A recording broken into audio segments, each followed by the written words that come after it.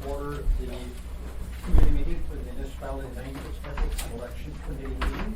We'll begin by going around and making introductions, so we've got a record. Mr. Holman, Assembly. The Training Assembly. Bernie Hall. Pete Peterson, Assembly. Timothy Kirby, Anchorage resident. Jackie Yeagle, at Works Office. Amanda Moser, Works Office. David Dunsmore, staff to Assembly Computers. Eugene Haberman to represent myself. Julia. Julia Tucker, Assembly Council. Dean's Ethics Board Council. Thank you. We need to find us a couple more. No, go ahead. Julia, You're I'm sitting- comfortable Barbara's here. bringing us here, so I'm go comfortable. ahead. Yeah, me too. Can you sit in that one? Just do it. You're not going to win, are you?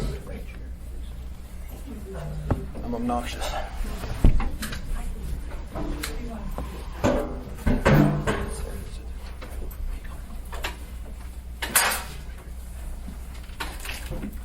Excellent. We've got the chairs all shifted. We're good to go. Mr. Kirby, we're going to let you be up first to share your concerns about the facing election signs and maybe some additional code to address that. Thank you, sir.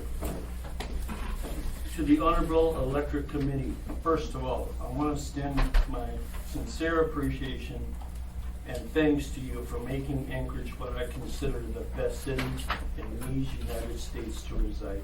Thank you, officials. I've lived in Alaska since 1971 and enjoyed the political seasons in a couple of cities. Up until this April, I have never observed defacing of political signs in our community that brings important leaders to make our community strong. These acts this spring were very disheartening to me, and I feel it has left a black eye on the reputation of our city.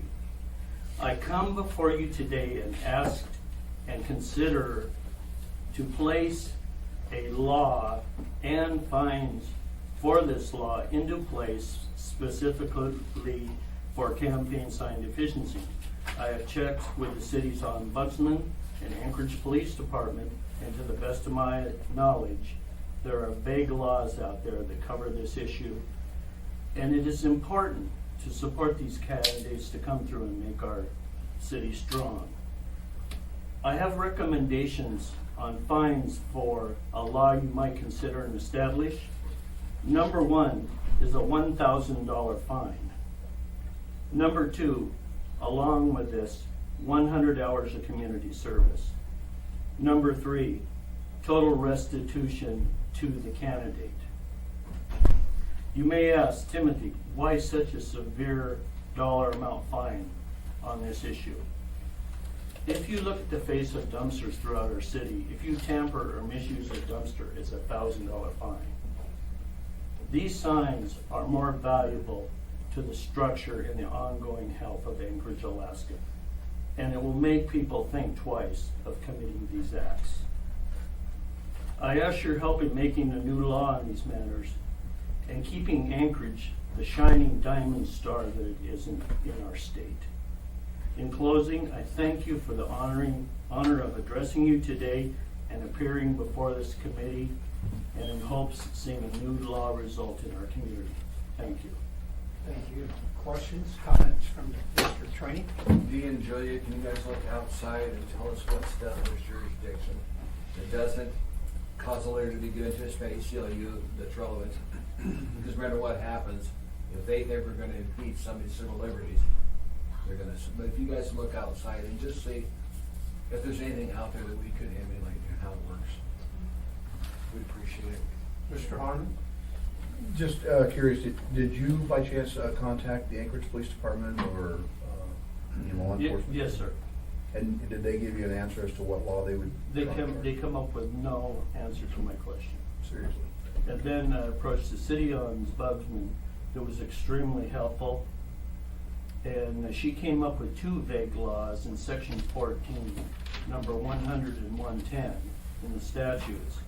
One is for graffiti, which carries a $500 fine. The other is structural damage that only carries a $75 fine. I'm not sure, Ms. Ennis, but maybe someone can check. I believe malicious destruction of property might even fit, because it is property, and it is owned by someone, so I would think that they would. I think the problem is the value of the signs is pretty low, you know. Doesn't matter, it's still a crime. If it's somebody else's property and you're maliciously destroying it, it doesn't matter what the property. I believe it would fit within the municipal ordinance, if not in the state statutes. And the only reason I say is I hate to put a new law on the books if we already have a law on the books that could be addressed. And, Mr. Owen, I agree, we'd run this through prosecution first to see what's available, and then, look outside of other code sections. Thank you. Anyone else? You know, Mr. Kirby, it's interesting, the amounts that you're talking about.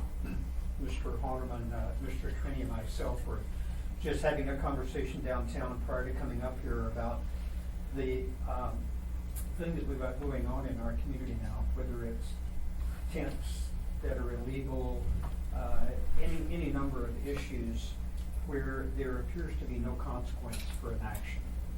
And the police or code enforcement will go out and make a point of it. But the reality is, after that happens, there's really no follow-up, no follow-through.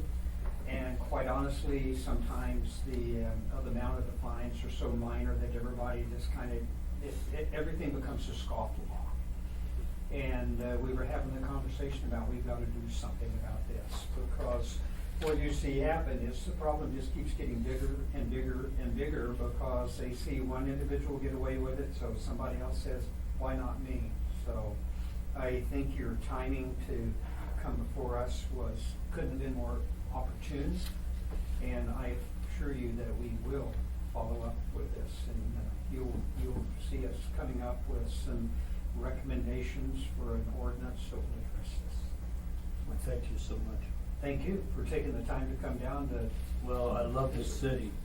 And on a side note, I want to extend a congratulations to Mr. Trini's son, who was just awarded a high-level bodybuilding award at the Emerald Cup in Seattle. I would say he got it for me, but he didn't. In the Masters division, and my wife is Valentina Shapiga, who resides here, the 2000 Miss Olympia World Champion. It's a lot of work to achieve that level of control over your body. Yes, but again, thank you for this, and to all of you officials, I am so grateful to you for what you do to make this a wonderful city. We appreciate you being here. Thank you. Okay, the Board of Ethics has ended up with a conflict, and they're not going to be able to be here today, so we're going to go ahead and move in. I was gonna say, I can provide you a quick update. Oh, Like, great. as our Okay. chair, yeah, the Thanks, chair Steve. couldn't show up. We're working on Ms. Dabowski's request for some type of blanket waiver in terms of disclosure. And the other thing that came up last night was the election, moving the election back from November to April. That hasn't been referred to the ethics board, but that might be a decision for this group to decide. When does it meet again? 24th, so the day after, I think. June? Yeah.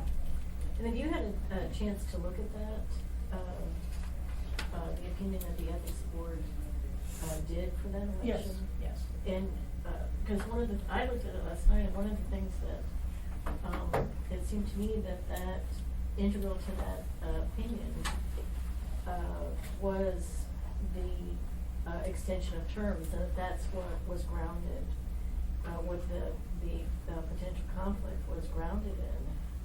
Are you thinking that the Department of Law would want to refer that to the ethics board? Actually, I haven't got to that. Believe it or not, the assembly has.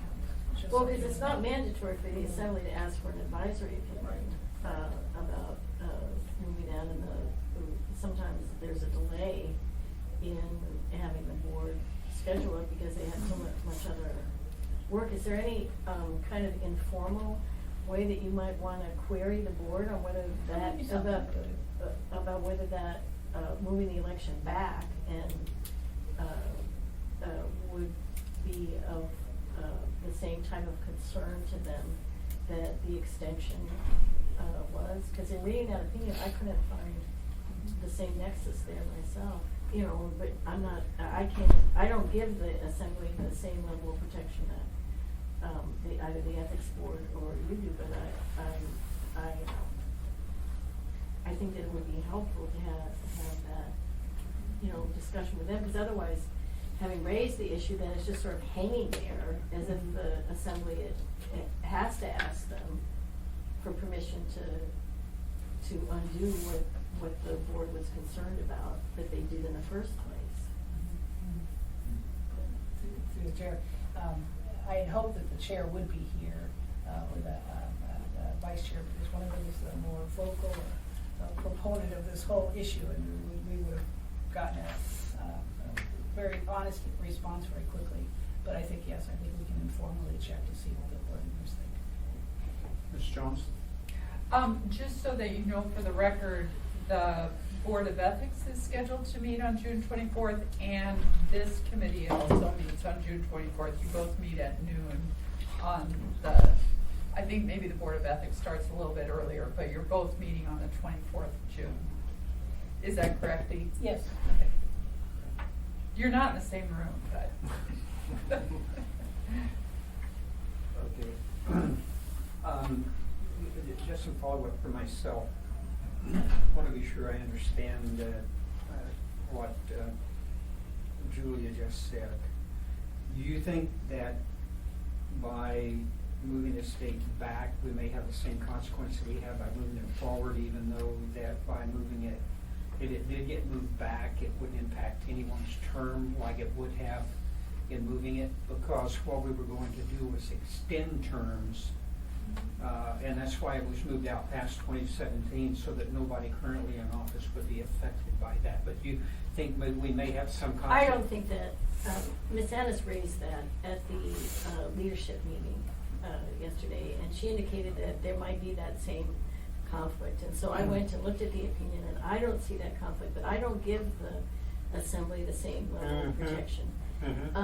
How that came about was the clerk, an individual who's affected, the municipal clerk and the Department of Law each have the ability to send something to the ethics board for an advisory opinion. In the case of the election, that moved the election from April to November, the municipal clerk sent that under her authority, and under the authority of the board, they accepted that, and they reviewed it, and they found, for, as you have just stated, that there was a substantial private and financial interest of everybody currently sitting on the assembly, in moving the election, because it extended their terms, and that even though the election, even though the salary or stipend for the assembly members was in the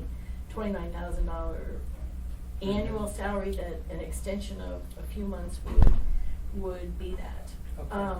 Here, as you've said, I don't see that in there, but Dee thought that it was a good thing to actually take a look at, and I don't want it hanging over the head of the, although I think that it's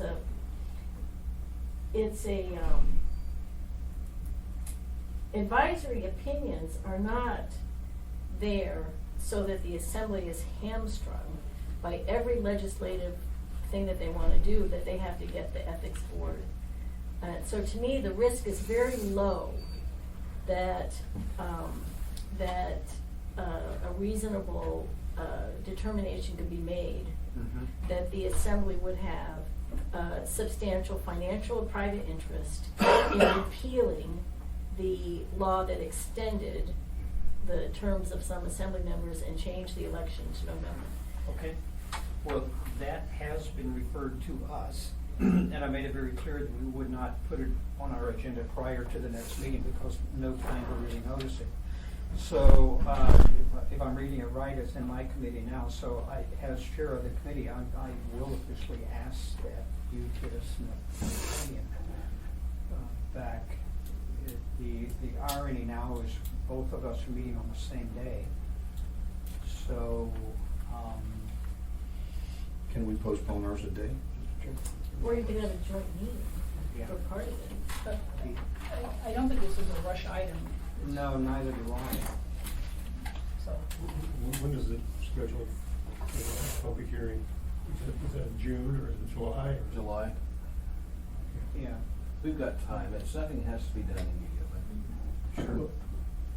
Mr. Chair, I might ask the clerk's office perhaps, there's gotta be planning if we're going to be having the election in April as opposed to November.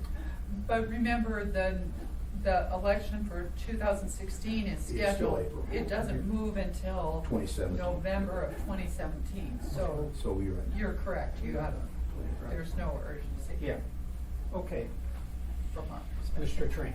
I think this is dealing with a different issue than the extension, it's dealing with truncating terms, which I think you can't do. So- Right, but as if I understand, Ernie would go ahead and like to That's have fine. either the clerk or the. You're saying it's not the same The thing as- municipal, that's yeah, fine. and I agree with you. Yeah. I agree Okay. with you. Very good. And as far as the meetings on the same day, we could meet an hour later, wouldn't bother me, you know? Yeah. That way they could have their meeting and someone could come from their meeting and then fill us in on what had taken place. Just a suggestion. Yeah, and we've got time to resolve that. Okay, thank you. Amanda? Review of the regular municipal election? Did you have anything else? No. Thank you. So we had the regular municipal election on April 7th. Leading into the election, the clerk's office worked to hire our over 650 election workers. We have 122 precincts throughout the municipality that we staff. We made a big push in both the regular election, as we've done over the past 2 years, for folks to vote by mail or vote early, and we saw pretty dramatic increases for the regular election. If we look at the numbers over 2014, we had an increase of a couple thousand voters, and so we were pretty excited about being able to have folks engage in the election process, either by voting early or by voting by mail. One thing that we did a lot with both the elections is we worked on making voting accessible to people that were outside of the country. We had people traveling all over the world, and we worked to have people be able to vote by fax or by email, and that's something that we have been working on improving over the last couple of years, because we are now a global city. Folks are not here in Anchorage on the first Tuesday of April, and sometimes folks get called out unexpectedly, so we were really excited to see the dramatic increases in that and help people be able to access elections while not being here in Anchorage around election time. So we saw that pretty significantly with the regular election. When the numbers were finally tallied for the regular election, we had about 27.69% voter turnout. So increase over what we've seen over the last couple of years as far as the voter turnout for the regular election in April. Because we had number of candidates on the ballot for that election in April, we recognized pretty early that the increase in number of candidates on the ballot would decrease the odds of one of the candidates receiving the 45% of the vote as required by charter to get elected. So we had been preparing since about November, but sort of ramped up our preparations for the potential of a runoff starting in January. On election night, it was pretty clear the top two candidates, so we went ahead and began our preparations for the runoff. So I'm gonna sort of hop to the next item on the agenda and begin to talk a little bit more about the runoff and what we really had to do in the clerk's office. The challenge with the runoff is there was 2 weeks where we were working on two separate elections. This is my first time doing a runoff, and it was a huge learning curve for me. So April 7th, here was election day, and the items that are in blue are the items that we were preparing for the runoff election in May, and the items in green was what we had to still continue to do to finalize the regular election. So April 7th, we had the election, we had the top 2 candidates identified as, and so then on April 8th, we were able to work with our, the company that helps us build our database for the ballots. And we were able to create a ballot. It was the easiest ballot that I've ever made in my history here as the Deputy Clerk for Elections. We only had one race on the ballot, and it was everybody within the municipality of Anchorage was voting on the same ballot, so that made it very easy. As part of our preparations early on for the potential of a runoff, is we recognized that if we would have a runoff, we would want to have the candidate order identified before we even knew who had filed for office. So back in January, when we were preparing for the regular election, we drew a ballot order for the regular election, and we drew a separate ballot order for the runoff. So we had that already set in place back in January. So we were able to utilize our ballot order, which actually flipped the order that the candidates had been on the ballot for the regular election for the runoff. So on Wednesday, April 8th, we created the ballot, and then we proofed the ballot. On Thursday, April 9th, we had test ballots. Our printer down in Homer was creating test ballots, and we had to flip the room. So room 155, on Thursday, we received supplies from 122 precincts. We received 122 blue bags, 122 AccuVote machines, upwards of 200 boxes of ballots. We received 122 bags of voted ballots and 122 red question ballot bags. All of that was in the room on April 8th. And on April 8th and 9th, I had a crew that was disassembling that supplies so that on April 10th, we could test ballots. So between April 7th and 10th, we had room 155 set up to receive supplies, process supplies, and then test ballots. On Friday, April 10th, we received the test decks from Homer. And so part of the procedures every year for every election is we test every memory card and every AccuVote machine for a logic and accuracy test that we have set up. So you forgot about that part. You had to create 122 memory cards. I had to create 122, and I did that on April 9th. So that, and all the while. You sleep, Amanda. Well, I didn't get as much sleep as I usually enjoy getting. All while that is happening, our election commission, along with election officials, was working to continue processing the absentee ballots and the question ballots. And as I mentioned at the beginning of my presentation, we had an increased number of those voters. So they were dealing with a larger volume of work over these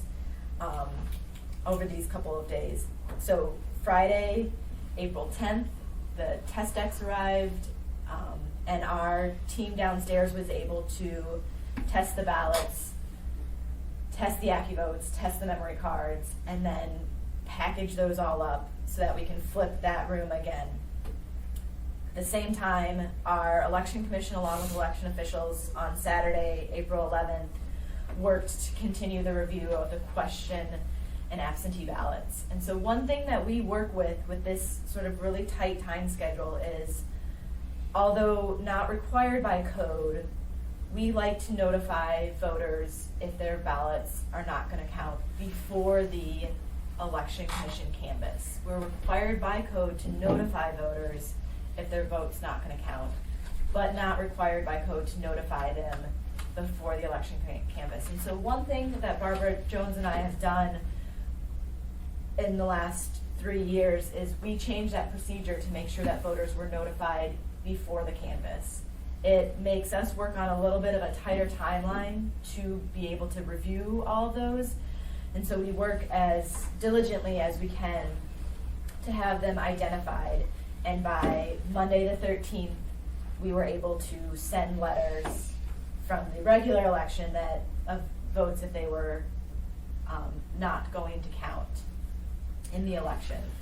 And then, so moving on our timeline, on Monday, the 13th, my crew that's working on my runoff election is now organizing precinct supplies. So we got all the precinct supplies back from the regular election, and we had to go through and make sure we still had sufficient pens and all the papers and everything, and we had to restock all those supplies. And my election commission has finished the review of the question ballots, and the clerk's office is working to notify the voters that their votes aren't going to count. On the 14th, to prepare for the runoff election, we are picking up the new precinct registers. So the cutoff date changes for the runoff election. Voters for the regular election were required to have registered by Sunday, March 8th, to be qualified to vote on April 7th, but voters for the May 5th election day had to be registered to vote by April 5th. So we got new precinct registers from the state. And then on the 15th, we held the election commission canvass, and the absentee by mail board had been working for their first mail out. So one of the challenges with the runoff election is that our application for an absentee ballot by mail had both the regular election on it and the runoff election. So voters could request a ballot for both elections or just one of the elections. And so our absentee by mail board had to sort through all the ballots and identify the voters who wanted a ballot for the runoff election. And then they began preparing those ballots. So one of the conversations that we had with Municipal Legal was, with the two elections so close together, was at what point could we mail out the first ballots for the runoff election? Could we do that before we certified the regular election? And did we want absentee voting to start before we certified the regular election? And we kind of had a compromise, and we did not start absentee voting until after we certified the regular, but recognizing that the ballots that need to travel by mail and come back, we need as much time as we can, we were able to begin the mail out after the election commission canvass was held on Wednesday the 15th. So we began our first mail outs, we began working on them and finalizing them over the 15th, 16th, and 17th. And we were able to mail out over 3,400 ballots at the end of this week to the voters who had requested a ballot as part of requesting a ballot in the regular election. So I'm going into a lot of detail here. I can pause if there's a question. Yeah, Mr. Chairman, if I could, it seems to me that could be confusing, particularly if there's the time that you wait to count those by mail from the original election. And I noticed that you said you didn't start mailing them out till later, but were those envelopes, or was anything other than, of course, the ballot only has two names on the envelope? Was it distinguishable so that you didn't get envelopes and things? That is an excellent question, and thank you for asking that, because that is something else I wanted to talk about. So something that we identified in the regular election is there was a large number of voters who had either failed to sign the absentee by mail envelope, or they had failed to have it witnessed. So the clerk's office had a conversation with the by mail board, and we wanted to address that because it's really hard when we had about 100 votes that we had to not count for these sort of voter missteps. That's hard. That's hard to send letters when it's just a really simple thing like a signature. So the clerk's office asked the by mail board, and we sat and talked about a solution, and we decided to highlight the envelopes where the voter's signature was required, the witness was required, and there's also a spot for an identifier to be put on there. So we were able to identify the ballots that had been sent out as part of the runoff election because they had the highlights on the back from the ones in the regular, because there was a period in time where we were receiving ballots from both elections. So we were really thankful that we had done that, and it was something to recognize in the future of when we do have, you know, the potential for the runoff in the regular election is we will make sure we have something on the envelope to identify that it's part of the runoff. And it was kind of it was one of those moments where it was perfect, but we didn't plan on it, but it worked out really well. So there was that period. So then the Election Commission had their canvass on the 15th, and on the 16th, we ran the remainder of the question ballots along with absentee ballots. Then we continued to work on supplies for all the precincts along with the big mail out for the absentee by mail. On the 20th, we had absentee supply pickup, so we knew we were opening our absentee locations on the 22nd, so they came in to pick up their supplies. The 21st, we certified the regular election. So now, going straight into the runoff election, we had early voting the 22nd through May 4th, along with we had absentee in-person voting on election day at 3 different locations. And we had some pretty huge numbers right from the get-go. So we had 2 less days of absentee in-person voting, and yet we had higher numbers at all the locations. My board at the LUSAC library was really excited. On the Monday before election day, they hit their biggest number that they had ever had, and they had 446 voters. And they were like, Amanda, we cannot believe how many voters we had. This is incredible. This is the most we've ever had. The 22nd at the LUSAC library, 472 voters. Blew that record out of the water. And usually it's really interesting. It's sort of like, is a build up on the early voters. Usually the first couple of days it's a little bit lighter, but right away they set a new record. They stayed with really high numbers throughout the entire early voting, hitting their new record, which is now 686 voters. So like pretty dramatic increases. They beat their previous record about 5 times throughout their early voting. Just really huge numbers. We've got a really stellar crew that works at the LUSAC library. But City Hall also had some record-hitting numbers. They their previous record, I think, had been around like 191 voters. They hit 200 and 264 and 310, so they were having some really high numbers there. And the Truviax Senior Center, which is usually sort of our lowest voter turnout, was having really high voter turnout out there too. And I'll say one thing that I really track really closely is voter turnout. And with these really high numbers, I think that I will probably always be really aware of the ballot order and be really aware of how many ballots that we have. I work really closely with the ballot printer down in Homer and did order extra ballots so we would have them on hand here in City Hall. Even though I'll tell you, we always stay really close to the 70% per precinct of the ballot order.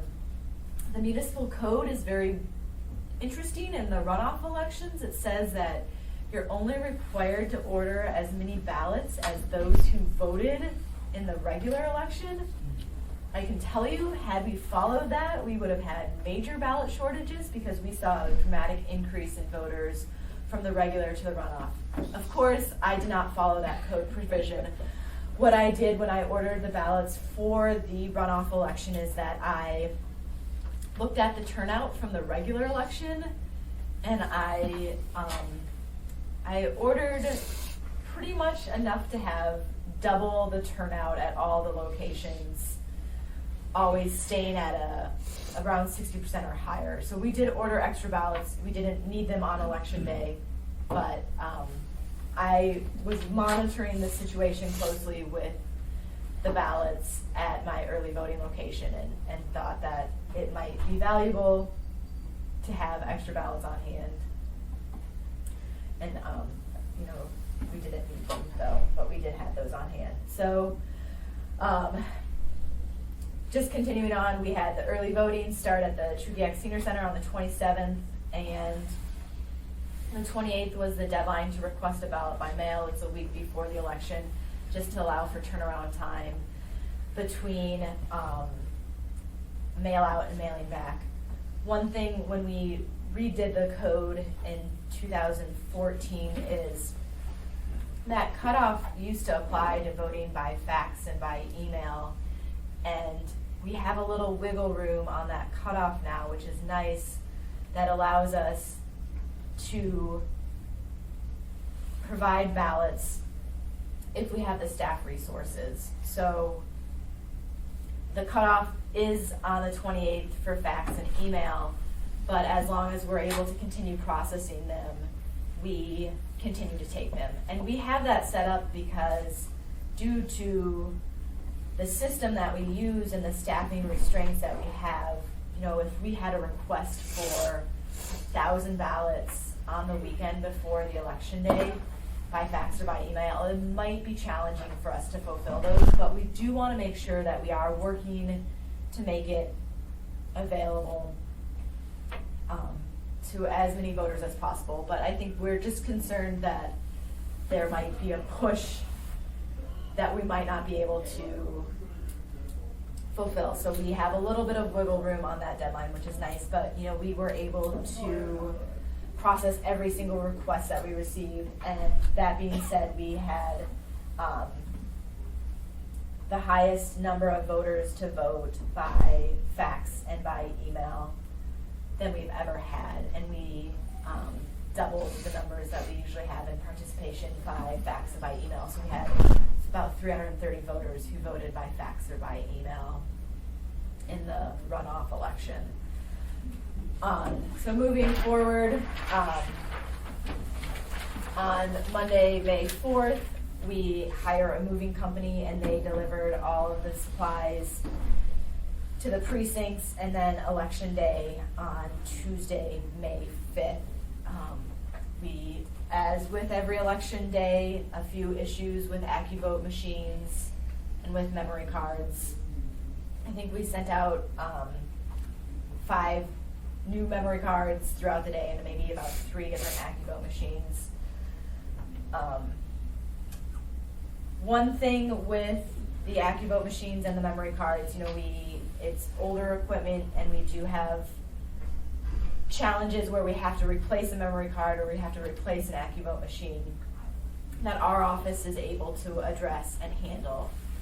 On the polling place level, we have compiled our feedback forms that we ask our election officials to fill out from both the runoff and the regular election. And one of the themes that repeats itself over and over again and is a frustration for our election officials is the AccuVote machines, and I think it's part of the age of the AccuVote machines. And even with the runoff election where there was only the one item on the ballot, there's a lot of issues with them accepting and rejecting ballots. And so I know that we use the state's equipment with those AccuVote machines, and the state has the same challenges that we have with them. I can tell you this because I work as an election official for the state and their elections, and I know that, you know, they're finicky on accepting the ballots, but it creates some challenges for our election officials throughout the day. And sometimes it's one thing that we actually have to work with our election officials a lot, because we had some feedback. In training, we train our election officials to always allow the voter to insert the ballot into the AccuVote machine. That doesn't always happen on election day, so we did get some feedback specifically from 2 precincts, from one from a voter and another from a former election commissioner, that the election official was putting the ballots into the machine. And the election official's response was that they knew how to feed the ballots in the machine because they're rejecting them otherwise. And although I can understand where the election official is coming from, there is sort of some caressing that you need to do to get the ballot in there occasionally. The voter should always be the one inserting the ballot. So we did speak to both those precincts and remind them of the training that they received to always allow the voter to insert the ballot. But piggybacking on the state system with those ACCI votes is something that we'll want to continue looking at as far as when they make the decision to get new equipment, if they make the decision to get new equipment, and the impact that it does have on our elections. So I saw Dick had Very it. good. Well, hopefully, if we move to mail-in elections the way that we're hoping to do next year, we're kind of going to begin to distance ourselves from active vote machines. Mr. Trini?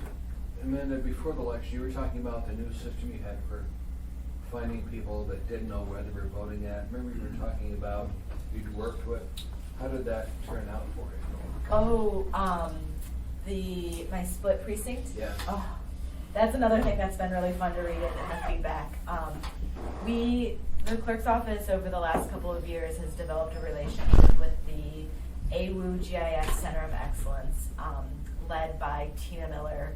And Tina has helped us on a series of election projects that have really been a great way to help the public access elections. So 2 other things that I want to talk about too before I talk specifically about that project is Tina created a interactive map for the regular election where you would enter your address and it would pull up your specific ballot style. So when you have 35 different ballot styles, it's really hard to put sample ballots up on the website because it's hard for a voter to understand which ballot is theirs. And we've done it a variety of different ways over the years where, you put in your, we'll list them under the assembly districts and stuff like that, but it's still a challenging way for a voter to understand. But Tina and her crew made this incredible interactive map where a voter was able to type in their address and their specific sample ballot would pop up. So if you live down in Girdwood, your ballot style 19 would pop up and you would see all the issues that you're voting on along with the Girdwood Board of Supervisors seats that were on that ballot. So that was pretty incredible, all with the assistance of the GIS Center of Excellence. And I will say my favorite thing about working with Tina is I sort of get these pie-in-the-sky ideas of things that I want to work, but I just have no way of doing it. And Tina's like, oh yeah, we can do that for you. So the other thing that she did was they created a portal for voters to figure out which precinct is theirs. We used to use My Neighborhood, and last year's elections, we identified that there was some challenges with My Neighborhood and the polling place component of that. So Tina created this new interactive map that will actually give you step-by-step instructions to drive from your house to your polling place. Pretty incredible. And just like her crew is able to kind of take our ideas and just make them beautiful. So the other thing is I had this pie-in-the-sky idea, and one of the challenges that I have identified of going to a by-mail election is how do you identify what ballot a voter would be voting on? Because in the past we've had the voter, and we here in the by-mail section have also used maps. So when we have voters in split precincts, we have to, pore over these maps, and we get a series of different maps. We get some from the GIS Center, but we also have some street maps that we have to use for the smaller cul-de-sacs and stuff. But Tina was able to take the state's precinct information and voter registration information and tie it to the tax groups, which if you look at our split precincts, they're all caused by tax service areas. So the park service area, fire service area, and police service area all impact the different taxes that a voter would pay, along with the limited road service areas. They have a special mill for those different limited road service areas. So she was able to make these two separate pieces of information talk to each other and make a master list of voters and which ballot style they should get. And she color-coded it against the color coding that I have set up with both the ballot printer and the maps that we use in the precinct too. And it was pretty incredible. A few areas that we'll have to continue to iron out. There is some voters that have a residence address listed in a P.O. box, and we have to sort of iron out how to access those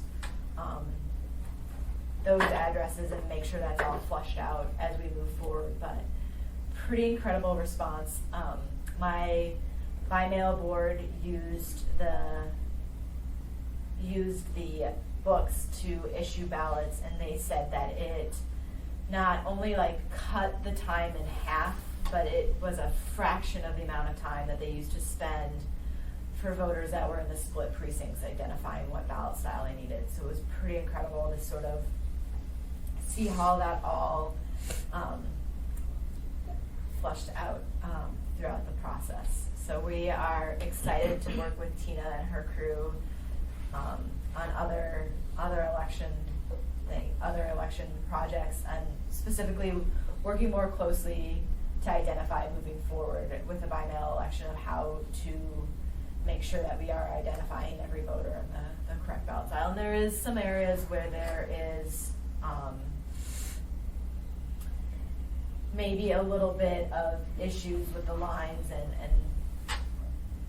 people are maybe taxed and not in the zone, or not taxed and in the zone. So there's a few little areas that we'll have to make sure we iron that out completely moving forward. But it's pretty incredible to be able to see how close we are to that.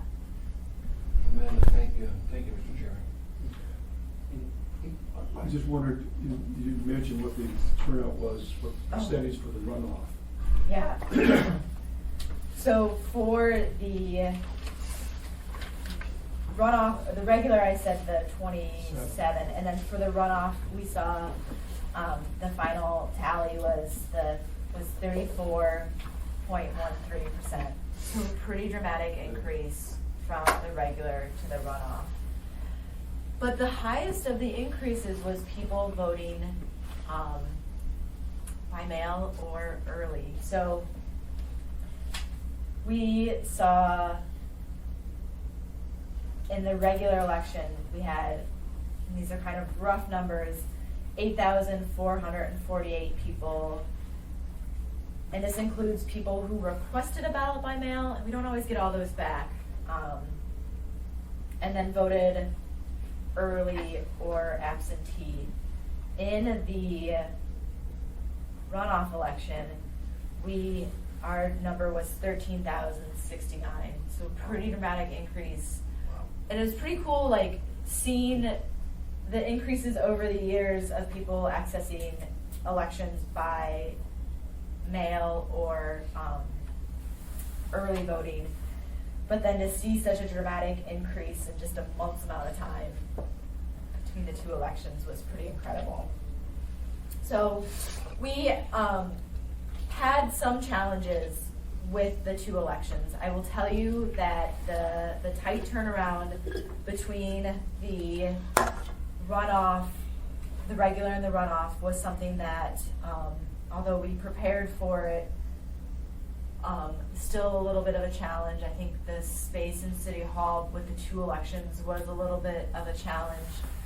We are, one of the challenges that we had with the regular election was I talked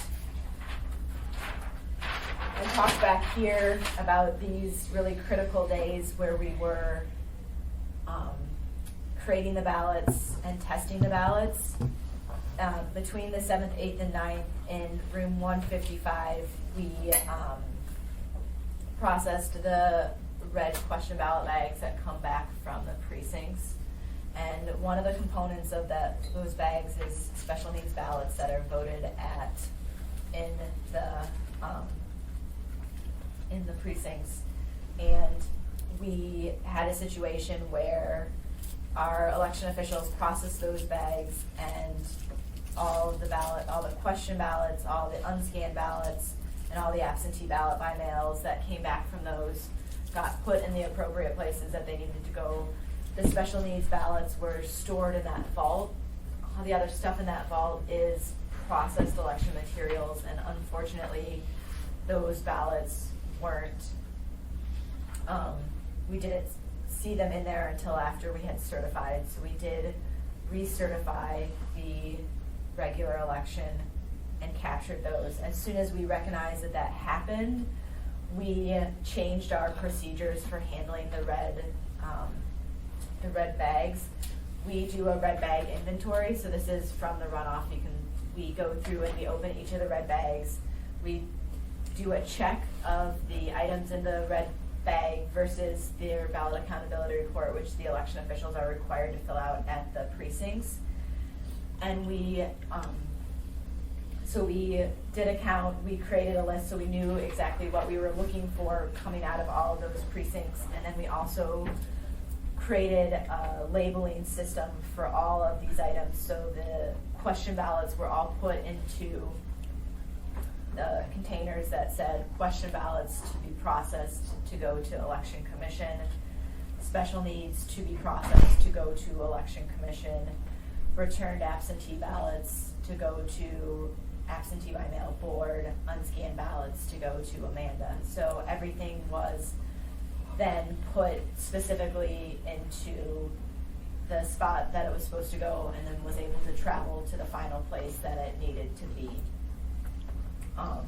This was a really good system. We look for continuously looking for ways to improve our procedures and our systems, and it's something that I recognize that it is always going to be, there's always going to be ways to improve and ways to come up with better systems. Moving on to the runoff election. Oh. I was gonna say, if we're going to vote by mail next year, we're gonna have to have the runoff, it's gonna be more days between the two elections because we've got to come back and. No runoff on There's not gonna be runoff. Oh, that's right, we're just down. So, But a very valid point, it's one of the topics I have, we should have a discussion about that. I don't know if we've got a lot of leeway in this for that. well, I will tell you that there's two different, the code does not say the same thing. There's one part in the code that says the runoff is the first Tuesday in May. And there's another section in code that says that the runoff is within 3 weeks of certification. Barbara, Dennis, and I had a robust conversation back this fall about the date for the runoff election. Looking at those two sections of code. And we had talked about the 5th and we had talked about the 12th. We settled on the 5th because I had concerns about voter engagement and voter participation the further we moved it into May. I can tell you, having the election in May as it was, and this might be part of the reason that we had more people voting by mail and voting by email and voting by fax, is people are traveling and are gone, and there was a lot of movement of people within Anchorage on this day, and I think that I had concerns that if it was the 12th, we would have, there would have been less time between the two elections, that we might lose voter engagement. We gained voter participation, which is interesting. In the last two runoffs, it's decreased between the regular and the runoff. So it's really interesting to see that we had an almost 7% increase between the two. But I think that it is something that we should continue having conversations about, because we've had as we've gone through postmortem and looked at these two elections, we've had conversations about, is 2 weeks between the election and the certification enough time? Should we change that amount of time? And I think that that's something that we should continue to talk about, because I do think that it is a really tight time frame between the two, and the hardest thing about finding the ballots from the runoff election is we found them the next day. Let's continue this discussion at the Okay. next meeting. I think it's important. We're down, I'm going to extend 10 minutes if the body is okay with that, to be able to wrap up here quickly. Okay. But some notes that I've made here really quick is, I want follow-up on changing the municipal code and required for the ballot order. Okay. You've stated that code as it is. Yeah. It could get us some trouble. Let's fix it so that we don't have that happen. Another topic that I want you to bring to us at our next meeting, and this is coming out of a brief conversation we had yesterday, is looking at, I want you to chat with us about staffing for the commission to do some of the clerical work. Okay. And because that's something that I want you to present your case, and then recommendation would come from this committee. Okay. On how we handle and address that. Follow up, and I don't need time on this right now, but I do want to chat with the next meeting on there, is if you've been able to have a meeting with the state and require, in regards to us going to a mail-in election and signature validation. Okay. Because we're going to have to look to the state to provide that, as I understand it. But we are getting to the point in regards to moving to a mail-in election that we're going to have to nail down hard costs. Okay. We're going to need to understand if that's going to be an issue for us, a signature validation. Okay. I also want to make sure that one of our topics is going to be space. Okay. On the next agenda? Yes. Okay. Because what we want to do is, we're coming straight off an election. You've identified for us things that are issues. We need to address it now, and not wait till the next election to get to it. I think that was most of the notes that I had. Mr. Harmon? Speaking of space, Mr. Chairman, and this is one of the things I know that we've got the stakeholder group piece, and I don't know if that's going to be addressed. But conceptually, I'm curious, are we going to be mailing to everyone that's already that is registered, or are we only going to be mailing those who request mail? We go to a mail, go ahead. If we go to a by mail, it would be to every registered voter. So that means we're going to be getting potentially a ton more results, we hope, which means space is going to be a consideration. I think that is part of the conversation that we will be having over the next 6 months as we discuss the by mail election is, and that might be an easier part to pull out of City Hall, that one component versus everything else of just running the regular election that is here at City Hall. So I think we'll be able to have a really robust conversation about that. Do you know when the state's planning on cleaning up the voter registration books? Because from what I understand, they've been cleaned up for years. Each group tries to blame the other party for not doing it. Through the chair, they do go through and purge pretty regularly. And I just tell you this because I spend a lot of, we have to go through and look at their lists. They do it.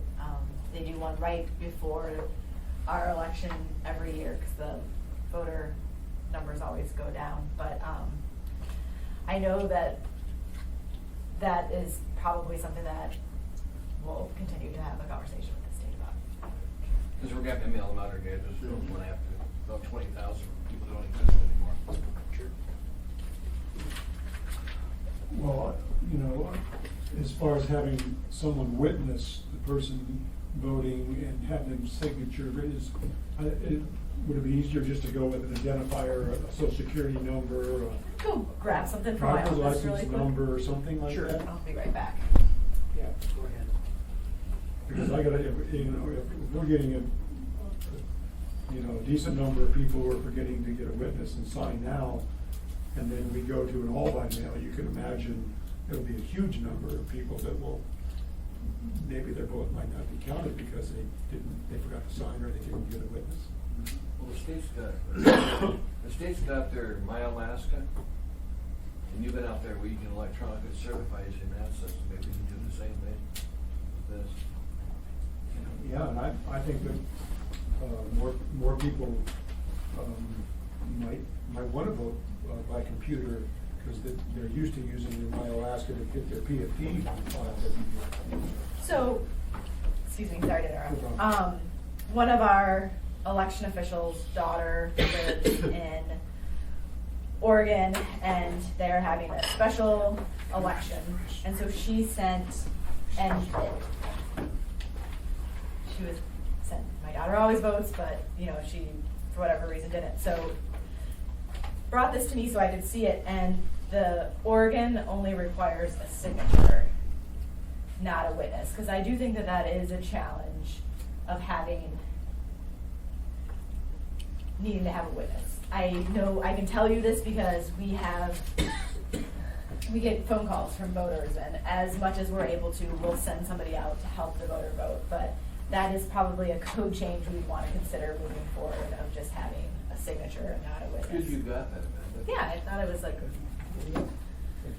And so is that a code change that we're gonna need the state to do, or is that one that we can do through the assembly here? Okay, good. Name is Fleming? I like the idea of every registered voter getting a ballot. It kind of reminds me of the co-op, Truviax Electric. I live in both ML and P and Truviax Electric, and I believe every member gets a folded. I mean, it's from a CPA, I think, an accounting firm that actually mails the stuff out, and you can either do it online or mail it in with a signature. And I think that lends itself to, I'm curious to know what they get in returns on their ballot. I voted online for Truviax Yeah, this year. I did last year, and then, or this year, last year, years prior, I've always voted and signed my name to it, so, curious as to see.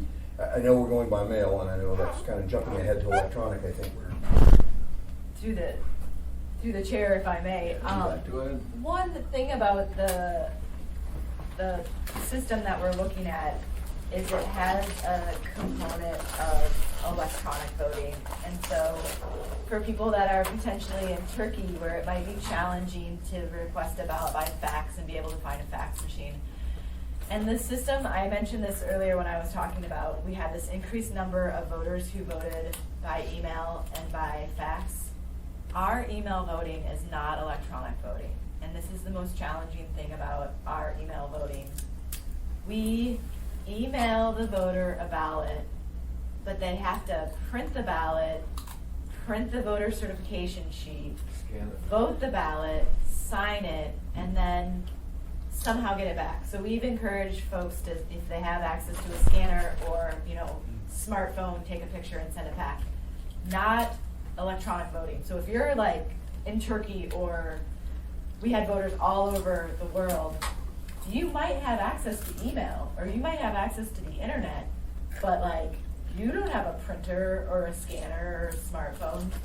So there is the component of electronic voting with the system we've explored for the by mail, and that I think is going to be a huge way to increase voter turnout for voters who are outside of Alaska and can't, we had people that were traveling by RV across the United States, and they're like, they're like trying to access. This woman was like, I'm in somewhere in Oklahoma, I don't know where I can go, and I was like Googling, I was like, there's a FedEx on this street and this street, you could go there. So we really want to try and make it easier.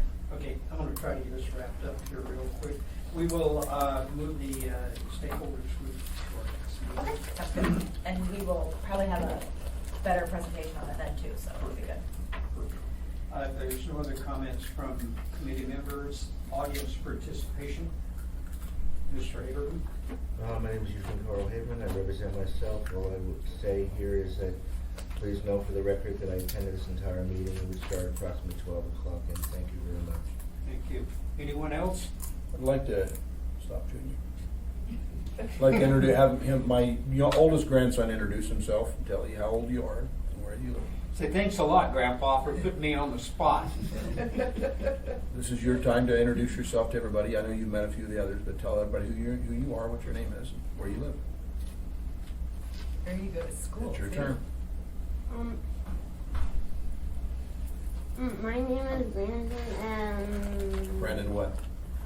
and I'm 8, and I go to Rilke Schule. Good job. You live in Anchorage. Where is he going? Anything else for the good of the order? He's been very quiet. and I Not? just- We stand adjourned.